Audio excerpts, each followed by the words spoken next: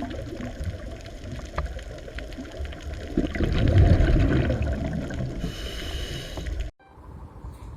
આપણે મેન્ડલના એક પ્રયોગની વાત કરતા હતા. મેન્ડલે પહેલો પ્રયોગ જે કર્યો એનું નામ છે એક જનીનનું વારસાગમન અથવા એક સંકરણનો પ્રયોગ.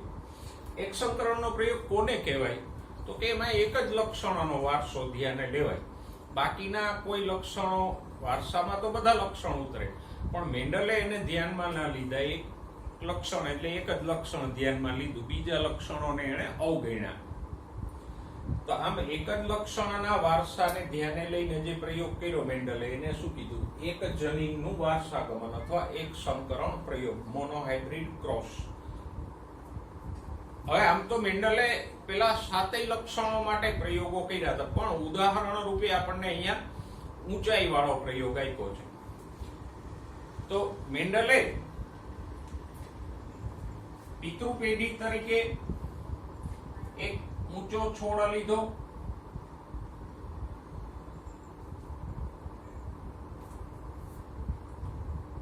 અને બીજા પિતૃ તરીકે નીચો છોડ લીધો. આને એને કીધી પિતૃપેઢી પી. પછી આપણે ભણી ગયા કે પિતૃપેઢીમાં એને પરફલન કરાયું.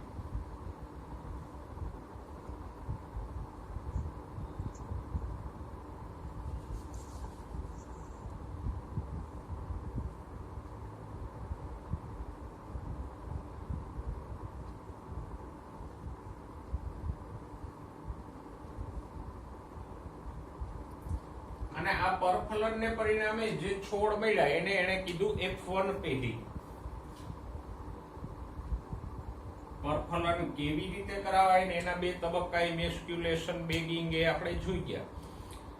તમારા પુસ્તકમાં પેજ નંબર 71 ઉપર જો એક જનીનનું વારસાગમન આપ્યું છે, એમાં એને જોતા જાવ સાથે સાથે. તો આમ આ 2 છોડ વચ્ચે એને પરફલન કે સંકરણ કરાયું, અને એને પરિણામે એને જે છોડ મળ્યા એને શું કીધા? F1 પેઢીના છોડ કીધા. ને આ બધા છોડ કેવા હતા? F1 પેઢીના બધા છોડ ઊંચા હતા. પછી આ F1 પેઢીમાં બધા છોડનું એને સ્વફલન કરાયું.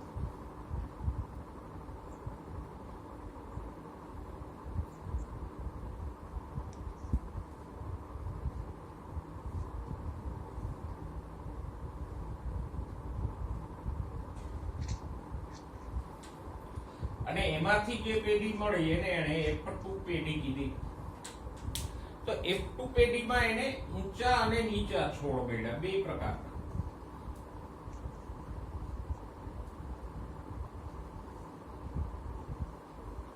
અને આપણે અગાઉ વાત કરી ગયા કે મેન્ડલે આંકડાકીય પૃથ્થકરણ કર્યું, એટલે કે એને આ છોડ ગણ્યા. F2 પેઢીમાં ટોટલ એને 1064 છોડ મળ્યા, કારણ કે આમાંથી ઘણા બીજ ઉત્પન્ન થયા હોય, એટલે F1 માં ઘણા છોડ ઉગે. આ બધા છોડ ઘણા બધા બીજ ઉત્પન્ન કરે ને, એટલે 1064 છોડ એને F2 માં મળ્યા. એમાંથી 787 ઊંચા હતા અને 277 નીચા હતા. એટલે આ પ્રમાણ લગભગ કેટલું થયું? આના કરતા 3 ગણા થયા. એટલે કે પ્રમાણ કેટલું મળ્યું એને? 3:1. હવે અહીંયા તમે 3:1 લખો, અથવા તો 75% અને 25% લખો,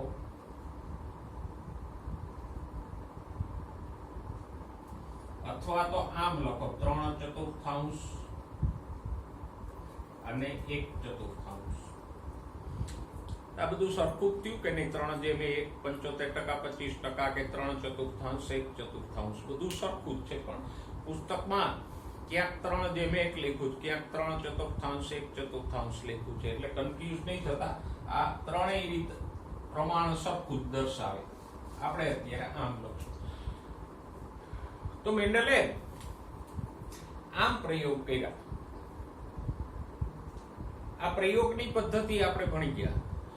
હવે જે મેન્ડલને છોડ મળ્યા હતા કે પરિણામ મળ્યું હતું, એ તો વાસ્તવિક હતું. હવે એને તો નકારી ન શકાય ને કે ચાલો આવું નથી મળ્યું એમ.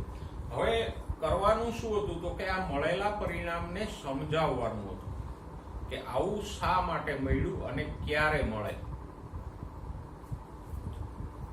તો મેન્ડલે ગાણિતિક તર્કોથી આ પરિણામને સમજાવ્યું કે આવું પરિણામ કેમ મળે. બરાબર. તો તમારા પેજ નંબર 71 ઉપરના બે પેરેગ્રાફ એક સંકરણના આપણે જોઈ લીધા કે મેન્ડલે પ્રયોગમાં પિતૃ પેઢી તરીકે ઊંચો અને નીચો છોડ લીધો, પછી એ બંને વચ્ચે સંકરણ કે પરફલન કરાયું અને એમાંથી જે છોડ મળ્યા એને એને શું કીધા F1 પેઢીના છોડ. અને F1 પેઢીમાં બધા છોડ કેવા હતા? ઊંચા હતા. પછી F1 પેઢીમાં એને સ્વફલન થવા દીધું અને એ સ્વફલનને પરિણામે જે છોડ મળ્યા એને એને શું કીધું? F2 પેઢી. F1 માં બધા ઊંચા હતા પણ F2 માં એને અમુક ઊંચા અને અમુક નીચા છોડ મળ્યા. કેટલા ઊંચા અને કેટલા નીચા હતા તો કે 3/4 ઊંચા હતા અને 1/4 નીચા હતા. એટલે કે 3:1 નું પ્રમાણ F2 પેઢીમાં મળ્યું. અને મેન્ડલ અહીંયા જ બાકીના વૈજ્ઞાનિકો કરતા જુદો પડતો હતો. બાકીના વૈજ્ઞાનિકો આવી ગણતરી નહોતા કરતા. એ તો ક્યારામાં જોતા હતા કે છોડ છે તો કે આમાં અમુક ઊંચા છે અમુક નીચા છે. પણ મેન્ડલે સાતેય લક્ષણ માટે પ્રયોગો કર્યા ને તો એને જોયું કે આ પ્રમાણ સાતેય લક્ષણમાં આવું જ મળે. ઊંચાઈ માટેનો, બીજના રંગ માટે, બીજના આકાર માટે, સિંગનો રંગ, સિંગનો આકાર, પુષ્પનો રંગ, પુષ્પનું સ્થાન, એ સાતે સાત લક્ષણો જે આપણે ભણી ગયા એ સાતેય લક્ષણો માટે પ્રયોગો કર્યા તો એને જોયું કે F1 માં એક જ અભિવ્યક્તિ જોવા મળે, જેમાં અહીંયા કે ઊંચા જ મળ્યા, અહીંયા કોઈ નીચું નથી મળ્યું. અને F2 માં બે અભિવ્યક્તિ એટલે કે ઊંચા અને નીચા. પુષ્પનો રંગ હોય તો જાંબલી અને સફેદ, બીજનો આકાર હોય તો ગોળ અને ખરબચડા. એમ F2 માં બે અભિવ્યક્તિ મળે છે અને એ પણ બેનું પ્રમાણ સાતેય પ્રયોગમાં સરખું જ હતું, 3:1 નું. તો આ મેન્ડલે ગણતરી કરી તો એને ખબર પડી કે બે અભિવ્યક્તિ આવે છે F2 માં પણ સરખા પ્રમાણમાં જ આવે છે. બાકીના વૈજ્ઞાનિકો આવી ગણતરી નહોતા કરતા. આમે બાયોલોજી વાળા હોય એ જરા ગણતરી કરવામાં આળસુ હોય એટલે એ નહોતા કરતા. મેન્ડલ આમ મૂળભૂત મેથેમેટિશિયન હતો એટલે એને ગણતરી કરી. ઓકે, તો બધા લક્ષણમાં એને આવા જ પરિણામો પ્રાપ્ત થયા. હવે મેન્ડલે આ પરિણામોને ગાણિતિક તર્કોથી સમજાવ્યા. કેમ સમજાવી શકાય? ઓકે, ચાલો. તો મેન્ડલે પહેલી ધારણા એ બાંધી કે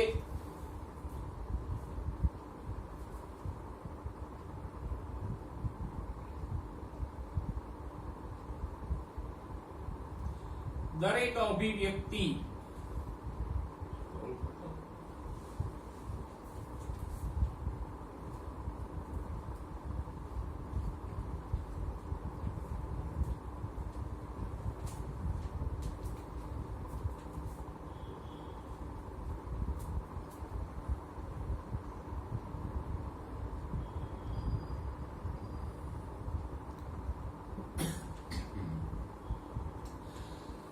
દરેક અભિવ્યક્તિ માટેનું કારક સજીવ પાસે હોય. પાનું તમારું પેજ ફેરવો, પેજ નંબર 72 ઉપર. તો મેન્ડલે એવું સૂચિત કર્યું કે કોઈ સ્થાયી બાબત એટલે સ્થાયી એટલે એવું કારક કે જેમાં ફેરફાર ના થતો હોય, એ એમને એક પેઢીમાંથી બીજી પેઢીમાં એ જ સ્વરૂપે ઉતરતી હોય એટલે સ્થાયી. તો આવી કોઈ સ્થાયી બાબત કે કારક સંતતિમાં વારસામાં ઉતરે છે જન્યુ દ્વારા. અને આ કારકને આપણે આજે શું કહીએ છીએ? જનીન.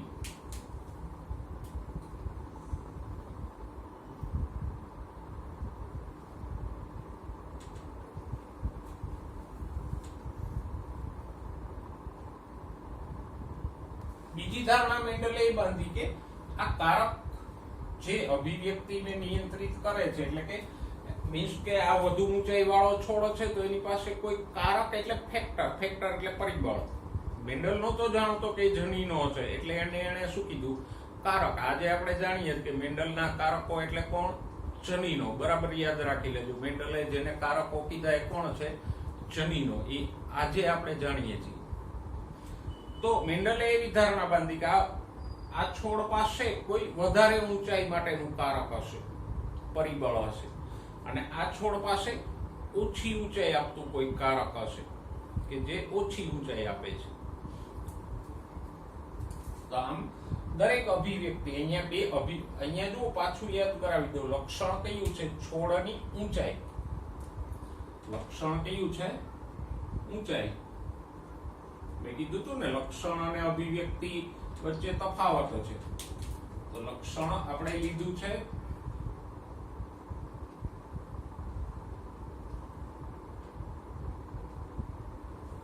છોડની ઊંચાઈ. અભિવ્યક્તિ એમાં બે છે.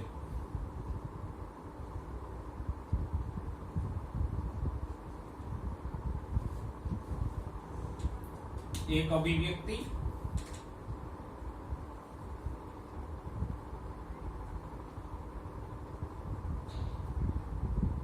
વધુ ઊંચાઈ અને બીજી અભિવ્યક્તિ ઓછી ઊંચાઈ એટલે નીચો.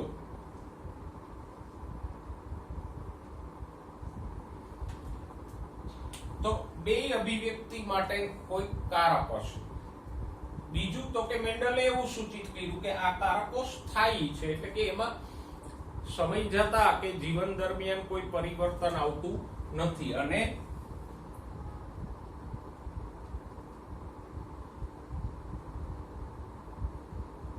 એ કારકો પાછા જન્યુઓ દ્વારા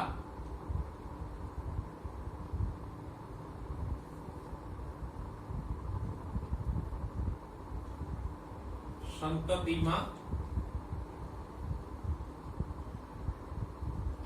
વારસામાં ઉતરે છે. કારણ કે કંઈક તો વારસામાં ઉતરતું હોય ને તો જ આનુવંશિકતા હોય ને. પિતૃ પેઢીમાંથી કોઈ વારસામાં કંઈ ઉતરતું જ ન હોય તો સંતતિના લક્ષણો પિતૃ જેવા કેમ થાય? સંતતિ પિતૃ જેવી થાય છે, મતલબ કોઈક ને કોઈક કંઈક ને કંઈક પિતૃમાંથી જન્યુમાંથી સંતતિમાં આવે છે, એટલે સંતતિ પિતૃ જેવી થાય છે. અને આજે આપણે જાણીએ છીએ જન્યુઓ દ્વારા એ જે વારસામાં ઉતરે છે સંતતિમાં, એ શું છે? ડીએનએ. અને જનીનો ડીએનએ ના બનેલા હોય. તો આમ ડીએનએ સ્વરૂપે જન્યુમાં આવે. જન્યુ એટલે અંડકોષ શુક્રકોષોમાં, અને પછી ફલન થાય એટલે એ જન્યુના જે ડીએનએ કે જનીનો છે એ સંતતિમાં આવે. તો આજે તો આપણે જાણીએ છીએ કે પિતૃ પેઢીનું ડીએનએ કે જનીનો જન્યુઓમાં આવે, અને પછી જન્યુમાં રહેલું ડીએનએ ફલન થાય એટલે ફલિતાંડમાં આવે. ફલિતાંડમાંથી સંતતિના દરેક કોષમાં એ ડીએનએ આવી જાય. તો આ મેન્ડલે પણ એવી ધારણા બાંધી કે કોઈ કારક જન્યુઓ દ્વારા સંતતિમાં વારસામાં ઉતરે છે, એટલે આ આનુવંશિકતા આવે છે. અને આ જે કારકો છે એને આજે આપણે શું કહીએ છીએ? જનીનો. હવે એ કારકને કોઈક સંજ્ઞા તો આપવી પડે ને સમજવા માટે. મેન્ડલે કારકોને સમજવા માટે કોઈક સંજ્ઞા આપી. કેવી સંજ્ઞા આપી? તો કે વધુ ઊંચાઈનું કારક હતું એને કેપિટલ P સંજ્ઞા આપી, અને ઓછી ઊંચાઈ માટેનું કારક હતું એને સ્મોલ t સંજ્ઞા આપી. બરાબર? કારણ કે મેન્ડલે એક ધારણા પ્રભાવીપણાની બાંધી હતી, એની આપણે વાત કરશું. તો અત્યારે એટલું યાદ રાખો, ઊંચાઈ એટલે ટોલ, ઊંચું એટલે ટોલ ઉપરથી એને T સંજ્ઞા આપી, અને આને ઓછી ઊંચાઈની અભિવ્યક્તિ હતી એને સ્મોલ t સંજ્ઞા આપી. હવે અહીંયા લક્ષણ એક જ છે. જુઓ,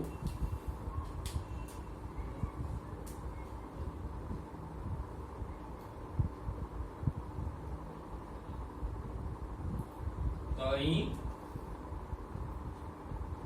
T અને સ્મોલ t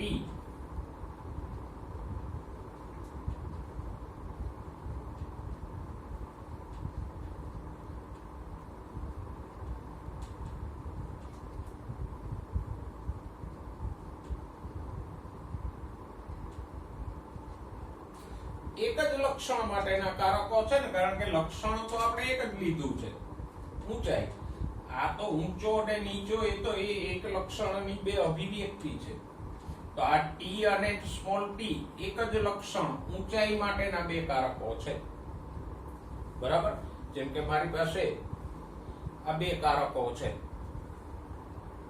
એક જ બાબત માટેના છે ને, આ બે અલગ નથી, એક જ વસ્તુ માટેના આ બે કારકો કે સાધનો છે. તો આમ ટી અને સ્મોલ ટી પણ એક જ લક્ષણ ઊંચાઈ માટેના બે કારકો છે. અને આવા બે કારકોને શું કહેવાય?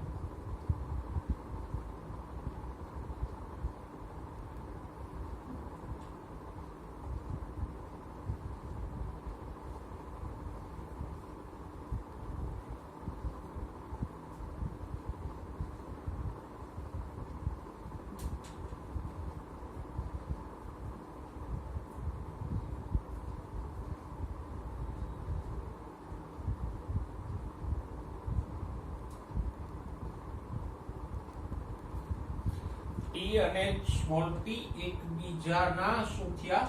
વૈકલ્પિક કારકો, એલેલ્સ. કારકો એટલે જનીનો, પણ એક જ લક્ષણ માટેના આવા બે જનીનો હોય એને શું કહેવાય? વૈકલ્પિક કારકો. આ બે વિકલ્પો છે મારી પાસે લખવા માટેના. એક બ્લુ અભિવ્યક્તિ આપે છે, એક ગ્રીન અભિવ્યક્તિ આપે છે, પણ છે એક જ. તો આ બંને શું થયા? એકબીજાના વૈકલ્પિક વિકલ્પો થયા ને. મારી પાસે લખવા માટે બે વિકલ્પો છે. બરાબર? તો ટી અને સ્મોલ ટી બે ઊંચાઈ માટેના જ કારકો છે. ભલે એક વધુ ઊંચાઈની અભિવ્યક્તિ આપે, બીજું ઓછી ઊંચાઈની અભિવ્યક્તિ આપે છે. તો ટી અને સ્મોલ ટી શું થયા? એકબીજાના વૈકલ્પિક કારકો. તો આમ એક જ લક્ષણ માટેના આવા જે કારકો છે એને શું કહેવાય? વૈકલ્પિક કારકો. તો મેન્ડલે આવી કારકોની સંકલ્પના બાંધી કે સજીવમાં દરેક અભિવ્યક્તિ માટે કારકો હોય, અને કારકો કેવા હોય? સ્થાયી હોય, એટલે કે એમાં કોઈ ફેરફાર નથી થતો, અને પાછા એ જન્યુમાં આવે અને જન્યુમાંથી ફલિતાંડ એટલે કે નવી પેઢી સંતતિમાં વારસામાં ઉતરે. અને અહીંયા એને બે અભિવ્યક્તિ માટે અલગ અલગ કારકોની સંકલ્પના કરી કે વધુ ઊંચાઈ માટેનો કારકને સંજ્ઞા શું આપી? Capital T. ઓછી ઊંચાઈ માટેના કારકને એને સ્મોલ ટી સંજ્ઞા આપી. તો આ કેપિટલ ટી અને સ્મોલ ટી એકબીજાના શું થયા? વૈકલ્પિક કારકો. કારણ કે બંને એક જ લક્ષણ માટેના બે ઓપ્શન છે. પાછું એકવાર કીધું જેમ, આ એક જ કામ માટેના, લખવા માટેના બે ઓપ્શન છે. વિકલ્પ એટલે ઓપ્શન. તો આ બે શું થયા? એકબીજાના વૈકલ્પિક. એમ આ બે પણ એક જ લક્ષણ માટેના જે લક્ષણ કયું છે? ઊંચાઈ માટેના આ બે કારકો છે. તો આ બે શું થયા? એકબીજાના વૈકલ્પિક કારકો કહેવાય. કારણ કે આ શબ્દ વારંવાર આવશે. તો આ મેન્ડલની કારકોની ધારણા અને વૈકલ્પિક કારકો બરાબર સમજાઈ ગયા? જુઓ, હવે મેન્ડલે જે ધારણા બાંધી હતી એ લઈએ. તો મેન્ડલે શું કીધું કે વધારે ઊંચાઈ વાળા છોડ પાસે કેપિટલ ટી કારક હોય, અને ઓછી ઊંચાઈ વાળા છોડ પાસે સ્મોલ ટી કારક હોય. આ કારકો જન્યુઓમાં આવે.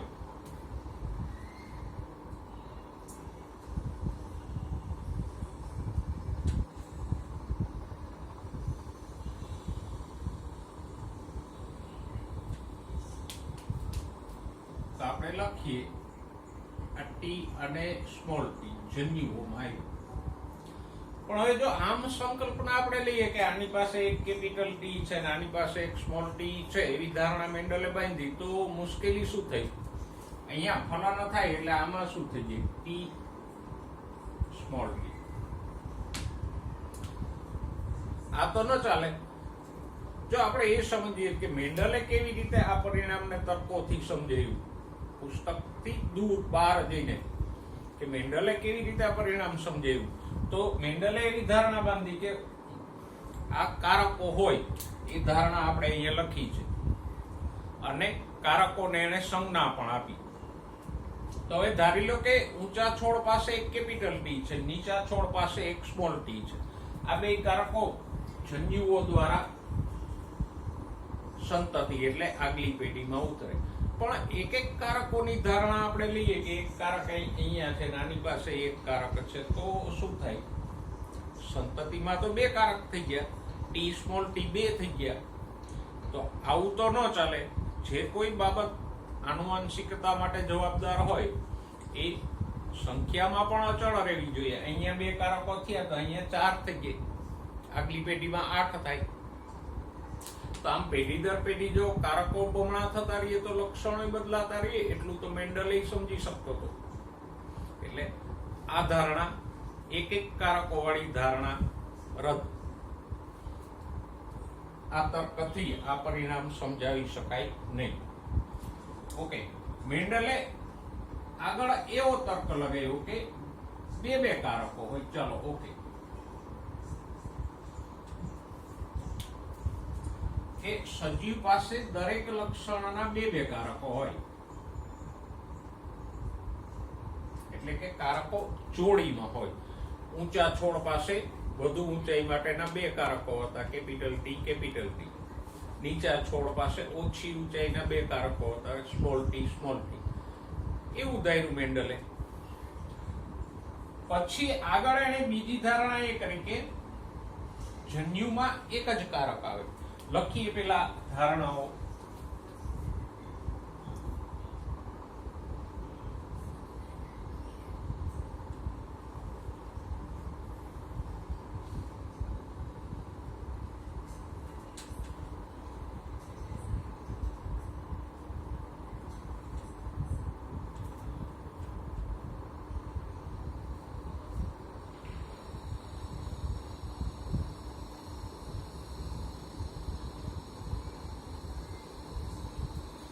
જો એક કારક લીધો તો નહોતું ચાલતું. અહીંયા એક કારક હતો તો અહીંયા 2 થઈ જતા હતા, અહીંયા 4 થઈ જતા હતા. એટલે એ ધારણાને તો ચોકડી મારી. તો મેન્ડલે બીજી ધારણા એ લીધી, સજીવમાં દરેક લક્ષણોના કારકો જોડમાં હોય. જેમ કે ઊંચા છોડ પાસે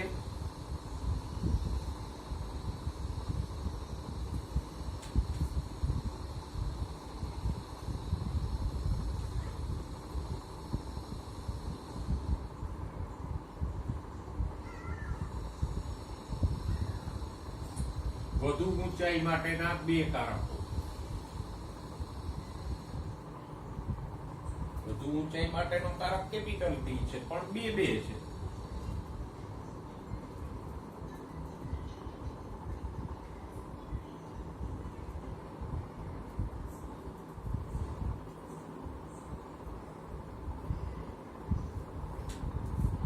જ્યારે નીચા છોડ પાસે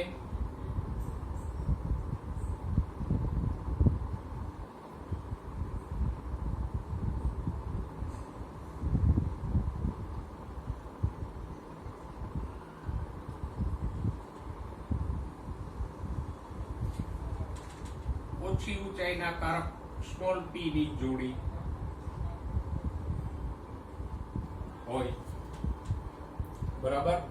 તો આવી રીતે એને કારકો જોડમાં હોય એવી ધારણા બાંધી. પેલી ધારણા તો એને બાંધી હતી કે સજીવ પાસે દરેક લક્ષણનું કારકો હોય, દરેક લક્ષણ માટે ને નિયંત્રિત કરતા કારકો હોય.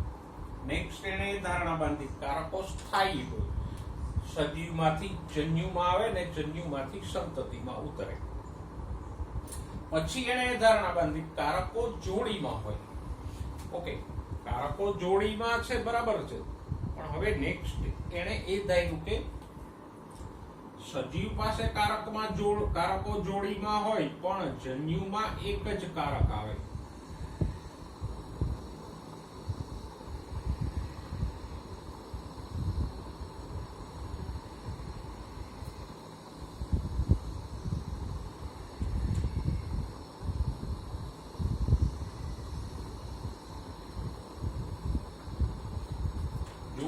અહીંયા બે કારકો છે, પણ આ ઊંચા છોડના જે જન્યુઓ ઉત્પન્ન થયા એમાં એક જ ટી આવ્યું અને અહીંયા એક જ સ્મોલ ટી આવ્યું. જન્યુમાં જોડી નથી હોતી, એક જ હોય, બરાબર. નેક્સ્ટ ધારણા એને બાંધી કે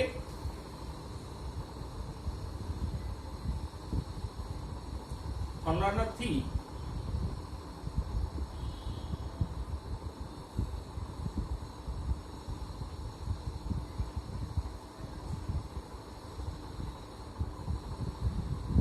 જન્યુઓ એટલે પ્રાણીઓમાં કયો તો શુક્રકોષ અને અંડકોષ એ જન્યુ છે. શુક્રકોષ નર જન્યુ છે, અંડકોષ માદા જન્યુ છે.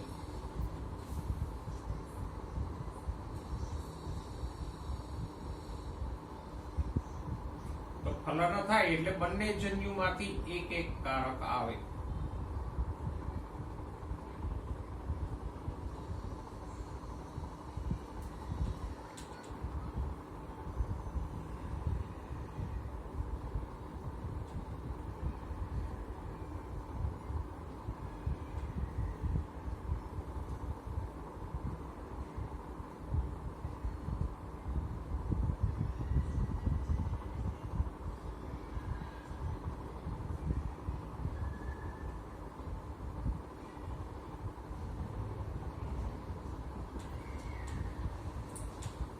તો જુઓ આ બે જન્યુઓ વચ્ચે ફલન થયું એટલે નવી પેઢીમાં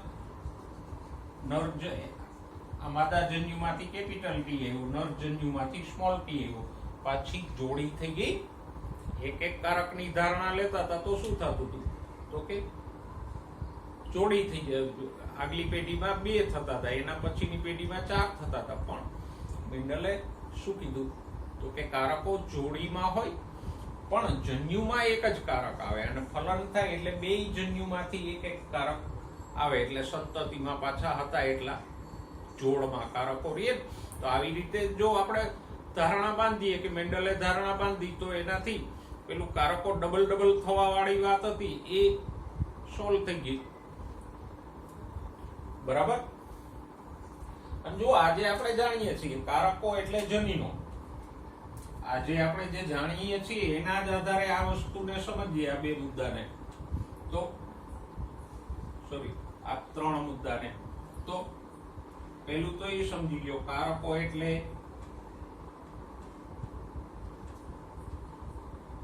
જનીનો. જનીનો ક્યાં હોય? તો કે રંગસૂત્ર ઉપર હોય.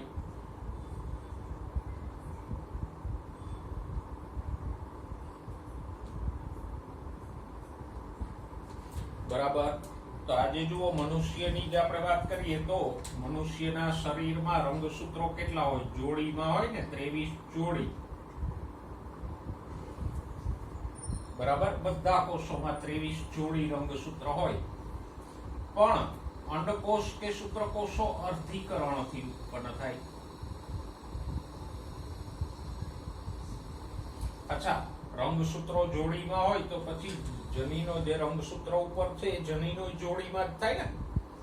તો આમ રંગસૂત્રો જોડીમાં છે તો જનીનો જોડીમાં હોય. હવે અંડકોષ શુક્રકોષ એટલે જન્યુઓ છે અર્ધીકરણથી ઉત્પન્ન થાય એટલે એમાં ફક્ત 23 જ રંગસૂત્ર હોય, એકકીય હોય જન્યુ. તો જુઓ મેન્ડલની ધારણા સાચી છે કે નહીં? મેન્ડલ ભલે ત્યારે કઈ નહોતો જાણતો રંગસૂત્રો ને ડીએનએ ને કઈ પણ એ ધારણા કરી ગયો કે સજીવમાં દરેક લક્ષણના કારકો જોડમાં હોય. શું કામ જોડમાં હોય? તો કે રંગસૂત્રો જોડીમાં હોય એટલે એની ઉપર આવેલા જનીનો પણ જોડમાં હોય. પછી જન્યુઓમાં એક જ કારક આવે. કારણ તો કે જન્યુઓ અર્ધીકરણથી બને એટલે એમાં રંગસૂત્રો જોડીમાં ના હોય, એક હોય. તો એમાં એક જ કારક આવે અને ફલન થાય. ધારો કે આ શુક્રકોષ છે, એવી જ રીતે અંડકોષ પણ અર્ધીકરણથી ઉત્પન્ન થાય.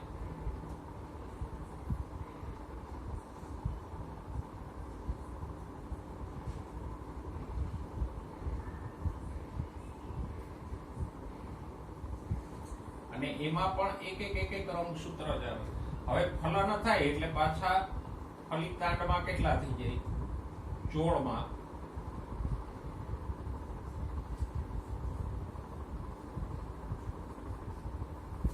અહીંયા રંગસૂત્રો પાછા જોડીમાં થઈ જાય તો કારકો એટલે જનીનો પણ જોડીમાં થઈ જાય.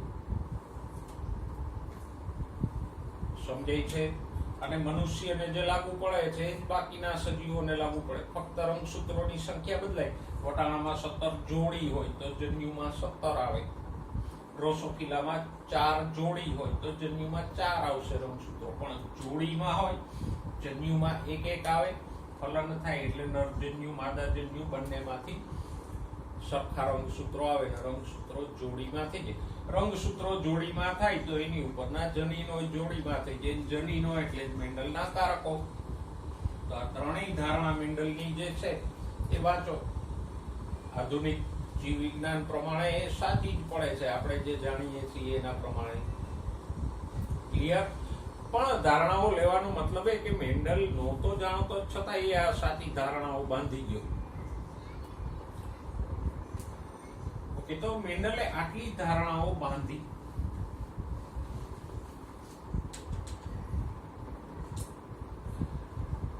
તો હવે અહીંયા જુઓ, થોડુંક પેજ નંબર 72 ઉપર જે તમને આપ્યું છે, પેલા તો આકૃતિ 5.3 તમારી જુઓ.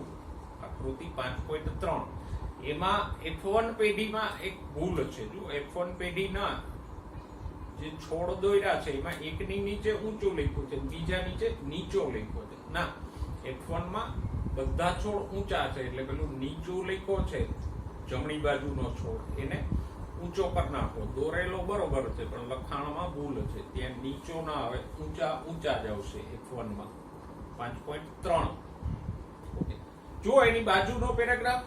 હવે આ જે કારકોની ધારણા બાંધી છે કે ઊંચી અભિવ્યક્તિ માટે કેપિટલ ટી હોય ને નીચી અભિવ્યક્તિ માટે સ્મોલ ટી હોય, તો અહીંયા 3 પ્રકારના કારકો થયા. કયા? અમુક છોડમાં જુઓ કેપિટલ ટી છે, અમુક છોડમાં સ્મોલ ટી છે, અને અમુકમાં ટી સ્મોલ ટી આવ્યા. બરાબર?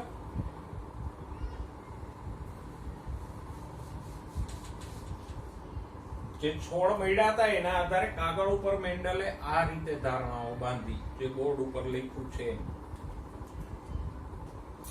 તો અહીંયા 2 શબ્દો આવશે આપણા માટે. એક તો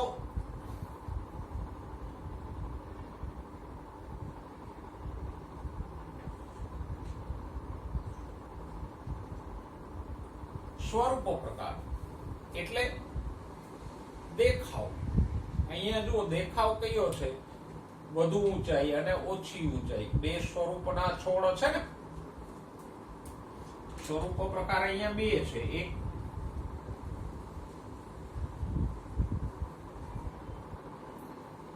વધુ ઊંચાઈ, બીજો સ્વરૂપ પ્રકાર છે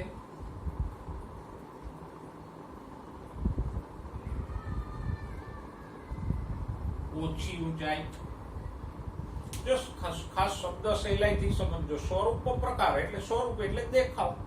અહીંયા ઊંચાઈમાં 2 સ્વરૂપો છે કે વધુ ઊંચાઈ, ઓછી ઊંચાઈ.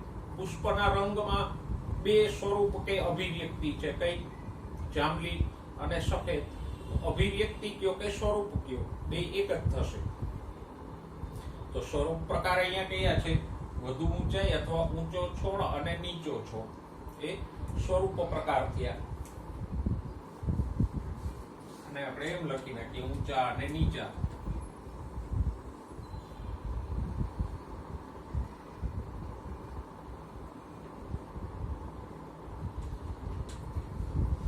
કે પણ જો અહીંયા જનીનો કારકો, કારક એટલે જનીન પ્રકારો અલગ અલગ છે.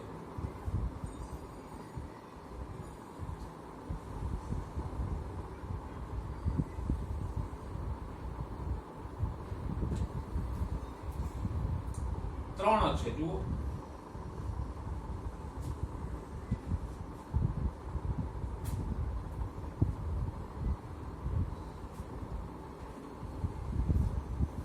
છોડ 2 જ પ્રકારના છે, ઊંચા અને નીચા. પણ કાગળ ઉપર મેન્ડલે જે ધારણાઓ બાંધી એ પ્રમાણે કારકો 3 પ્રકારના થાય. કારકો એટલે જનીનો. કોઈ છોડમાં કેપિટલ ટી એમ 2 કારક હોય, કારક જોડીમાં જ હોય. કોઈ છોડમાં ટી સ્મોલ ટી એમ 2 કારકો હોય, અને કોઈ છોડમાં સ્મોલ ટી એમ 2 કારકો. તો સ્વરૂપ એટલે દેખાવ 2 છે, પણ જનીનો 3 પ્રકારના છે. જસ્ટ લાઈક ધીસ કે આ 2 વૈકલ્પિક કારકો છે. તો કોઈ શિક્ષક પાસે 2 બ્લુ પેન હોય, એવું કોઈ કે ભાઈ દરેક શિક્ષકે 2 માર્કરો લાવવાની, તો કોઈ પાસે 2 બ્લુ માર્કર હોય, કોઈ પાસે 2 ગ્રીન હોય. કોઈ પાસે એક ગ્રીન ને એક બ્લુ હોય તો બે બ્લુ બે ગ્રીન, એક બ્લુ એક ગ્રીન, ત્રણ પ્રકારે જોડી થઈ શકે ને.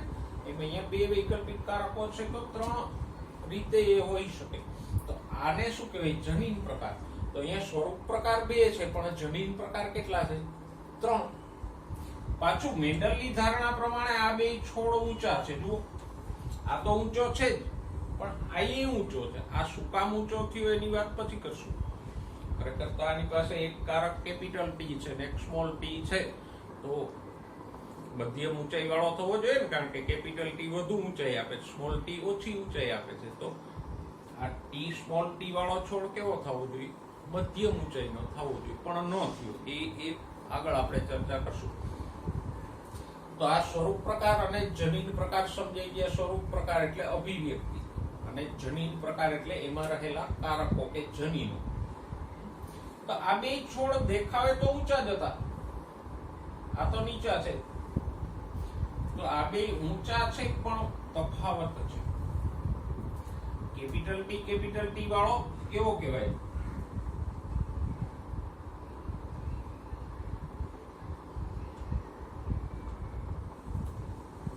સમયુગ્મી ઊંચો કહેવાય. યુગ્મ એટલે જોડી. યુગ્મ એટલે જોડી. અહીંયા શેની જોડી? કારકોની જોડી. તો આ છોડ ઊંચો છે, આ પણ ઊંચો છે, પણ બેનો જનીન પ્રકાર ડિફરન્ટ છે. આ સમયુગ્મી છે. અહીંયા કારકોની જોડી સરખી છે. જુઓ, જોડીમાં ટી છે તો સમ થયા, સરખા થયા ને. જ્યારે આ કેવો છે? વિષમયુગ્મી. વિષમ એટલે સરખી ના હોય એવી, યુગ્મ એટલે જોડી. તો ટી સ્મોલ ટી ઊંચો છે પણ કેવો છે?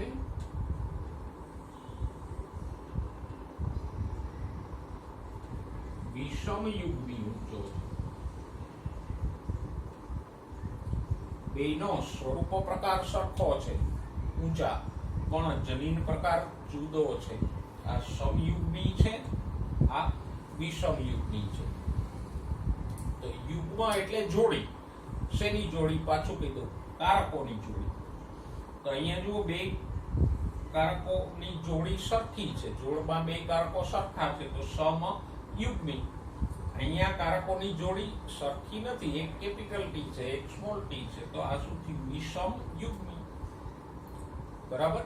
તો આ બે છોડ છે, અથવા અહીંયા કહો તો આ છોડ અને આ છોડ ઊંચા જ છે, સ્વરૂપ પ્રકાર સરખો છે, પણ બેનો જનીન પ્રકાર જુદો છે. આ સમયુગ્મી ઊંચો છે, આ ઊંચો છે, પણ વિષમયુગ્મી ઊંચો. બંનેથી ફરક પડશે. અને આ છોડ કેવો થયો? આને હવે કેવું કહીશું આપણે?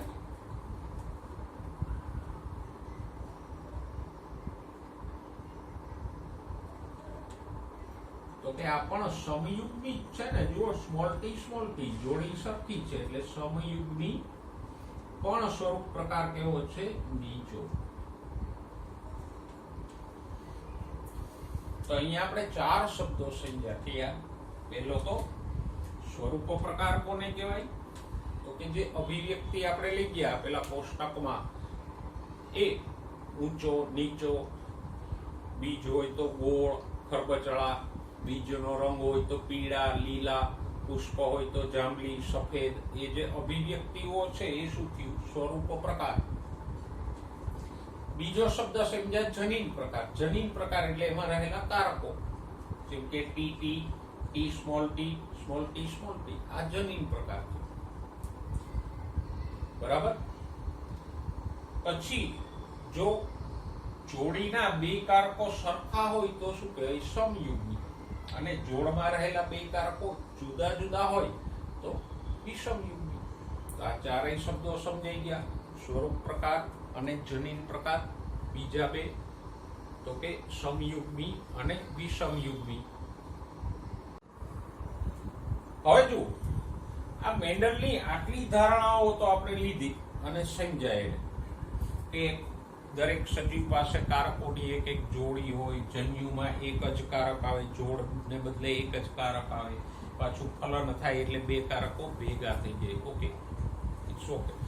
પણ એક પ્રશ્ન અહીંયા હજી મહત્વનો એ છે કે આ છોડ ઊંચા શા માટે થયા? મેં કીધું એમ, જો કેપિટલ ટી વધુ ઊંચાઈ આપતું હોય ને સ્મોલ ટી કારક ઓછી ઊંચાઈ આપતું હોય તો આ છોડ કેવા થવા જોઈએ? મધ્યમ ઊંચાઈ વાળા થવા જોઈએ ને. ઊંચો ને નીચો તો મધ્યમ ઊંચાઈ વાળા થવા જોઈએ. કારણ તો કે આની પાસે એક વધુ ઊંચાઈ માટેનું કારક હશે, બીજું કારક ઓછી ઊંચાઈ માટેનું છે. તો મેન્ડલે આટલી ધારણા બાંધ્યા પછી એક પ્રશ્ન મોટો એ ઉદ્ભવ્યો કે આ F1 પેઢીના છોડ ઊંચા કેમ થયા? મધ્યમ ઊંચાઈ વાળા થવા જોઈએ, ન કેમ થયા? ઓકે, હાલો થોડી વાર માટે એવું ધારી લ્યો કે ભાઈ અહીંથી કોઈ કારણસર સ્મોલ ટી આવ્યું જ નથી, પિતૃ પેઢીમાંથી ખાલી કેપિટલ ટી જ આવ્યું, સ્મોલ ટી નથી, તો એ ન ચાલે. ના એટલે ચાલે કે તો અહીંયા પાછા F2 માં નીચા ક્યાંથી આવ્યા? 1/4 ભાગના એટલે કે 25% નીચા ક્યાંથી આવ્યા? એટલે કારક વારસામાં તો ઉતરું જ છે, સ્મોલ ટી આવ્યું તો છે જ, તો જ અહીંયા નીચા છોડ થાય. વારસામાં નથી ઉતરવું સ્મોલ ટી, આમ આવું આપણે ન કહી શકીએ, મેન્ડલ ન કહી શકે, કારણ કે અહીંયા નીચા છોડ છે, મતલબ અહીંયા F1 માં જો સ્મોલ ટી હોય તો જ અહીંયા નીચા છોડ થાય F2 માં. તો આ એક મોટો પ્રશ્ન હતો કે F1 પેઢીમાં બધા ઊંચા શા માટે થયા? કારણ કે ધારણા પ્રમાણે તો F1 માં એક કેપિટલ ને એક સ્મોલ ટી છે, છતાંય બધા ઊંચા શા માટે થયા? તો મેન્ડલે એનો જવાબ આપ્યો પ્રભાવીપણું, કે અહીંયા કેપિટલ ટી પ્રભાવી કારક છે. ઓકે, આ ધારણાઓને હું ભૂસી નાખું છું જેથી કરીને આગળ આપણે સમજી શકીએ.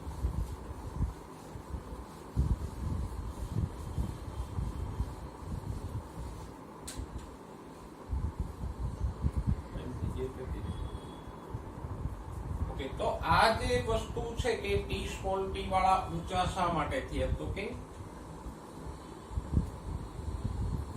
બે વૈકલ્પિક કારકો પૈકી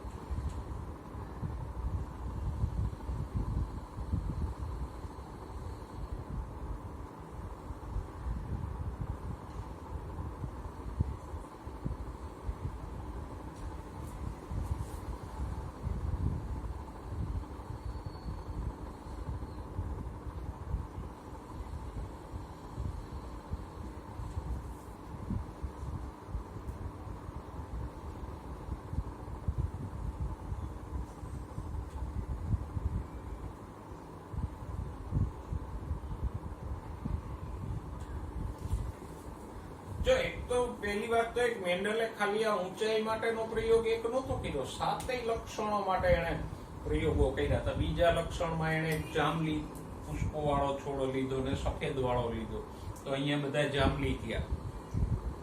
ત્રીજા પ્રયોગમાં એને એક ગોળ બીજ વાળો અને ખરબચડા બીજ વાળો લીધો, તો અહીંયા બધા ગોળ થયા, કોઈ ખરબચડા ન થયા. અહીંયા 3:1 નું જ પ્રમાણ મળ્યું હતું એને.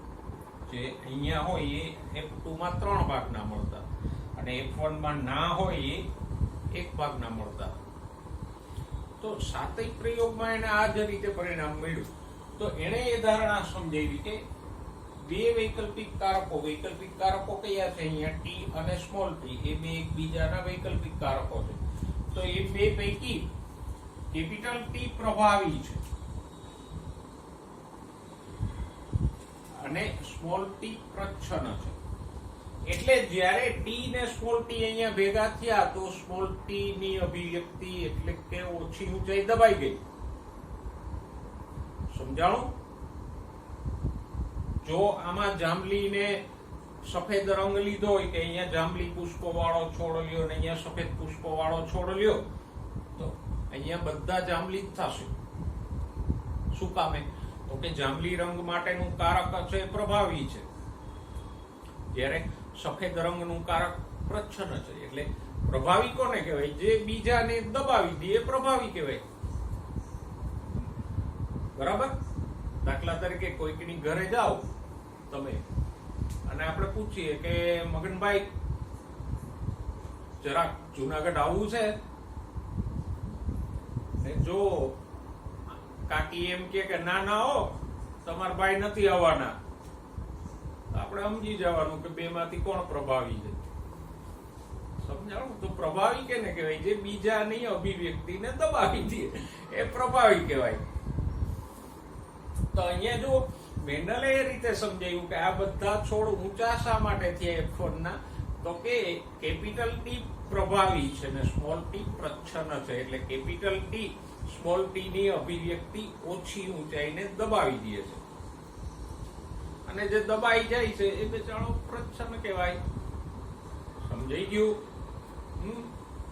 હું એમ કહું કે સાંજે ભજીયા બનાવજો, અને ભજીયા બને તો હું પ્રભાવી, અને હું એમ કહું કે સાંજે ભજીયા બનાવજો ને એમ કે ના ના ખીચડી બનાવી ખાઈ લેજો તાનું, હું ખાઈ લઉં તો પ્રચ્છન્ન.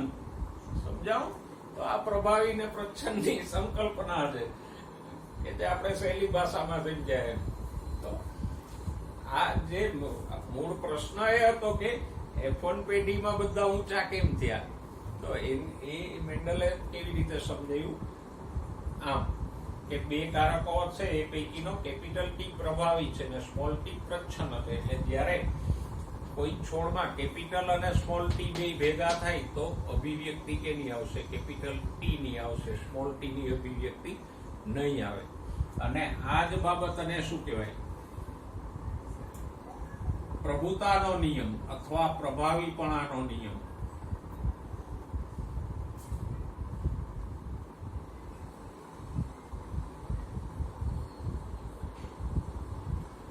બે વૈકલ્પિક કારકો પૈકી, અને શબ્દોમાં હું લખું તો આમ થાય પ્રભુતા. આ જ બાબત છે પણ હું જનરલાઇઝ કરીને શબ્દોમાં લખું છું કે બે વૈકલ્પિક કારકો પૈકી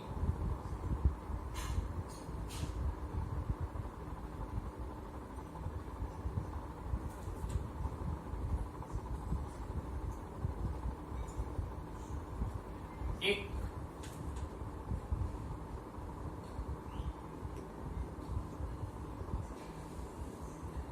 પ્રભાવી હોય જ્યારે બીજું પ્રચ્છન્ન હોય.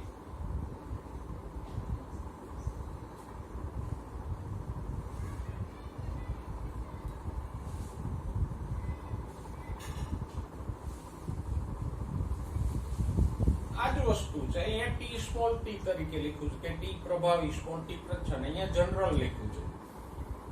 આ બાબતો શું થઈ? મેન્ડલનો પહેલો નિયમ. મેન્ડલે બે પ્રયોગો કર્યા હતા, બે રીતે પ્રયોગો કર્યા હતા, અને 3 નિયમો આપ્યા હતા આનુવંશિકતાના. 3 પૈકીનો આ પહેલો નિયમ. પહેલા નિયમનું નામ શું છે? પ્રભુતાનો નિયમ. અને પ્રભુતાનો નિયમ એટલે શું? તો કે બે વૈકલ્પિક કારકો પૈકી એક પ્રભાવી હોય અને બીજું પ્રચ્છન્ન હોય, એને કહેવાય પ્રભાવીપણા કે પ્રભુતાનો નિયમ, લો ઓફ ડોમિનન્સ. અને પ્રભાવી કારક કોને કહેવાય? તો કે બે પૈકી બે કારકો ભેગા થાય ત્યારે બે માંથી જે વ્યક્ત થાય, જેનું લક્ષણ આવે એ પ્રભાવી, અને બીજાની હાજરીમાં જે દબાઈ જાય એ પ્રચ્છન્ન. જો આ સ્મોલ ટી છે પ્રચ્છન્ન છે, પણ કેપિટલ ટી ની હાજરીમાં જે દબાઈ જાય અહીંયા તો એનું લક્ષણ આપે છે. બરાબર? પાછું આપણે ઉદાહરણ લઈએ તો મગન કાકા ભલે કાકીની હાજરીમાં જ પ્રચ્છન્ન હોય, પણ એકલા હોય ત્યારે તો એની અભિવ્યક્તિ કરે જ, અહીંયા વરાળ કાઢે જ. એટલે પ્રચ્છન્ન કોને કહેવાય? તો કે જે પ્રભાવીની હાજરીમાં અભિવ્યક્ત નથી થતું એ પ્રચ્છન્ન, અને જે અભિવ્યક્ત થાય છે એ પ્રભાવી. તો આ મેન્ડલનો પહેલો નિયમ સમજાઈ ગયો. બરાબર? ઓકે. પેજ ઉપર છેલ્લો પેરેગ્રાફ જુઓ, પેજ નંબર 72 ઉપર. એ સામાન્ય છે કે મેન્ડલે જે કારકોની સંજ્ઞા લીધી, તો એમાં એને આપણે જોઈ શકીએ કે આમ વાપર્યું છે ટી ફોર ટોલ, વધુ ઊંચાઈ, ટોલ એટલે એને શું સંજ્ઞા વાપરી? ટી. ઓછી ઊંચાઈ એટલે શું થાય? ઓછું. નીચું એટલે ડ્વાર્ફ થાય.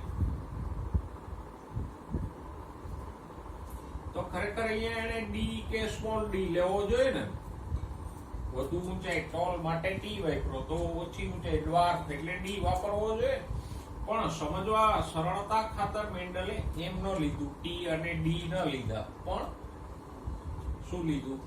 પ્રભાવીને કેપિટલ અને પ્રચ્છન્નને સ્મોલ સંજ્ઞા આપી. અને આ વસ્તુ આજે પણ બધામાં વપરાય છે. દરેક વૈજ્ઞાનિકો આમ જ વાપરે છે કે જે કોઈ પણ લક્ષણ લે તો એમાં જે પ્રભાવી હોય એના માટે કેપિટલ સંજ્ઞા વપરાય, પ્રચ્છન્ન હોય એના માટે સ્મોલ વપરાય. દાખલા તરીકે જો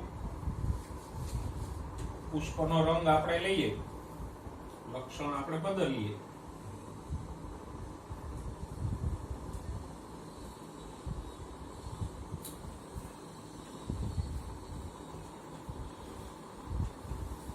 તો એમાં બે અભિવ્યક્તિ હતી.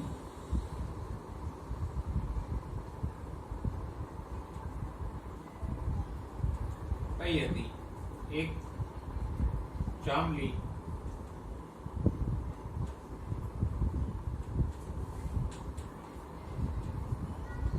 અને બીજું સફેદ.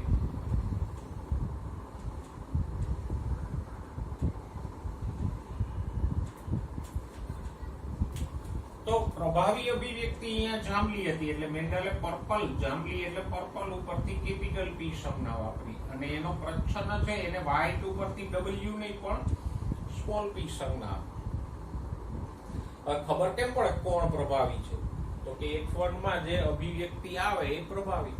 મેન્ડલે અહીંયા જાંબલી પુષ્પો વાળો છોડ લીધો, અહીંયા સફેદ પુષ્પો વાળો છોડ લીધો, તો F1 માં બધા જાંબલી પુષ્પો વાળા છે, તો એ પ્રભાવી.